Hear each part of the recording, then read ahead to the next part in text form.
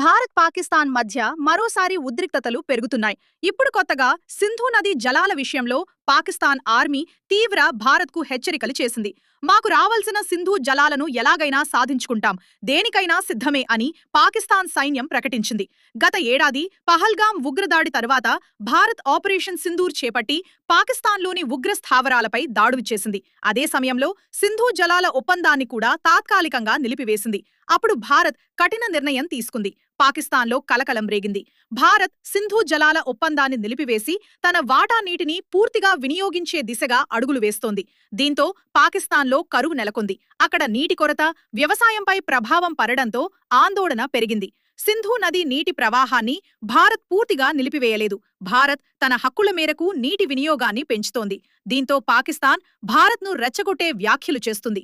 రావల్పిండిలో జరిగిన పాక్ ఆర్మీ కీలక సమావేశంలో army chief general Asim Munir మాట్లాడుతూ తమ దేశానికి చట్టబద్ధంగా రావలసిన నీటి హక్కులను కాపాడేందుకు భారత్పై అన్ని చర్యలు తీసుకుంటామని స్పష్టం చేశారు. అంతేకాదు, భారత్ సింధు నది నీటిని ఆపినా లేదా దారి మళ్లించినా దాన్ని యుద్ధ చర్యగా పరిగణిస్తామని పాక్ మరోసారి హెచ్చరించింది. ఈ సమావేశంలో జల వివాదంతో పాటు సరిహద్దు భద్రత, ఆఫ్ఘనిస్తాన్ నుంచి వస్తున్న ఉగ్రవాద ముప్పు, కాశ్మీర్ అంశాలపై కూడా విస్తృతంగా చర్చించారు.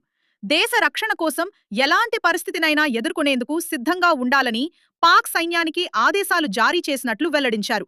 అయితే భారత్ ఇప్పటివరకు ఈ తాజా వ్యాఖ్యలపై అధికారికంగా స్పందించలేదు.